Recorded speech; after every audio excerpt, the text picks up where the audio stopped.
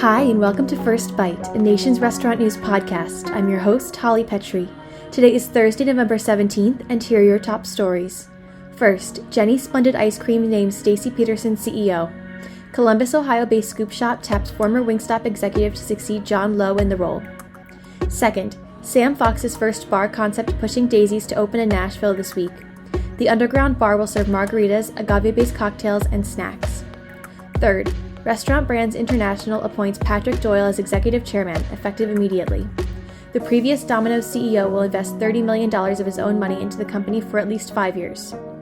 Fourth, Subway taps into unattended grab-and-go vending fridges. Customers can talk at the device, which sanitizes after every purchase. And finally, Krispy Kreme relies on more e-commerce for revenue growth. Retail, especially e-commerce sales at Krispy Kreme and Insomnia Cookies, has increased points of access and driven revenue growth by 10.1%. Now let's dive deeper into one of these stories. Less than 2 months after it was announced, the first bar concept from restaurateur Sam Fox, Pushing Daisies, will open in Nashville on November 17th. Inspired by Mexican speakeasies and located beneath Sam Fox's restaurants, the 1230 Club and Blanco, Cocina, and Cantina, Pushing Daisies will serve variations on the margarita, including a shared punch bowl version, agave-based cocktails, and drinking snacks. While Fox Restaurant Concepts, which is acquired by the Cheesecake Factory in 2019, has 75 units of over a dozen brands, Pushing Daisies is the company's first bar-only concept.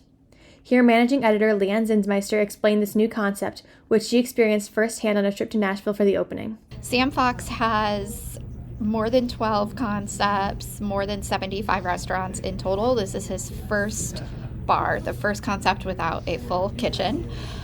It is called Pushing Daisies. It actually opens today, November 17th.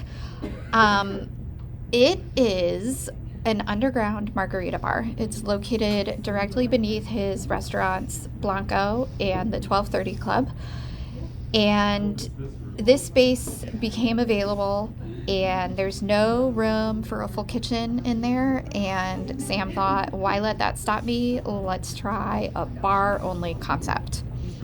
And the reason he decided to do margaritas, which is a bit of an interesting choice, Nashville, obviously a whiskey town, but he wanted to focus on margaritas because at the beginning of the pandemic, when his restaurant concepts were going to go cocktails, serving cocktails off premises, margaritas outsold all other cocktails 4-1 at his concepts. He told me a story about riding his bike around the neighborhood one day.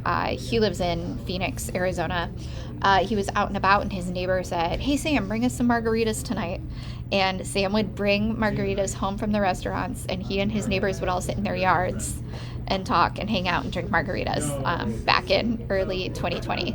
So he says no one likes to make a margarita at home, which can confirm. I don't make a lot of margaritas at home. And he also says a margarita is always a good time. He says no one's ever had a bad time drinking a margarita.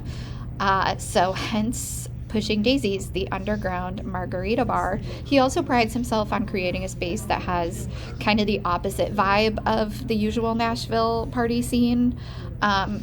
He's already got, the 1230 Club is more upscale than other places on Broadway in Nashville. He's created kind of an oasis. Definitely still a party scene, but it doesn't feel like Nashville in his concepts, and same for Pushing Daisies. So I was able to go out and visit and attend the opening night party, drink some of the margaritas, and that's what's new with Sam Fox right now.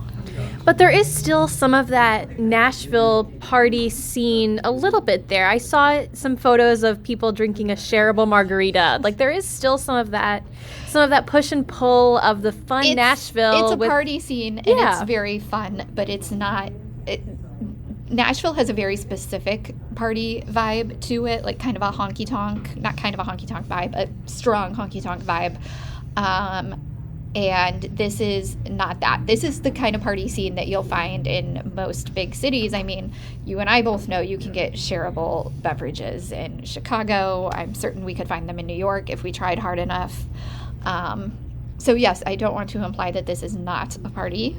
It's an incredibly fun party, but it is not a Nashville party, and that is Sam Fox sees that as a good thing. He's created a party place in a party city that still differentiates itself from the other party places. And so did he tell you anything about what's up next for him? I mean, did he spill any details about what's happening next for him? No confirmed details. Last time we talked to him just a couple months ago, he was talking big expansion plans for some of his other brands. As far as I know, those are still in the works. I asked him if he was going to do more bar concepts. He did tell me that opening a bar has been so much easier in his experience than opening a restaurant. There's no kitchen, like I said. He didn't need a full culinary team. He only flew in for 3 days for the opening, whereas usually he'll camp out in a city for a while when he's launching a new concept. So I asked him, are you going to do more of this? If it's that, I mean, not easy, but if it's that much easier than doing a restaurant, are you going to do more bars? And he said, never say never, but there's nothing in the works at this time. But it would not surprise me if we saw more bar concepts pop up from Fox Restaurant Concepts. Very interesting. I'm very excited to see some more bar concepts from Sam Fox. I mean, yeah, bar concepts are so interesting because you don't have the kitchen and you don't have but we were talking with on Drinked Live recently about bar concepts and how it's difficult to manage it with food. So how did he manage it without having food? Because there are some restrictions in some cities. There is food. There is a small kitchen at Pushing Daisies. They serve what they call drinking snacks. There is queso. There are crispy beef tacos. So there is some food. I'm sure plenty to get around any legal restrictions that may or may not exist in Nashville specifically. But it doesn't have a full kitchen. You don't go there for a full sit-down meal, but you can get some snacks to go with your margaritas. Thanks for listening to today's episode of First Bite. We'll be back tomorrow with a brand new one. Until then, stay up to date with all your news on NRN.com.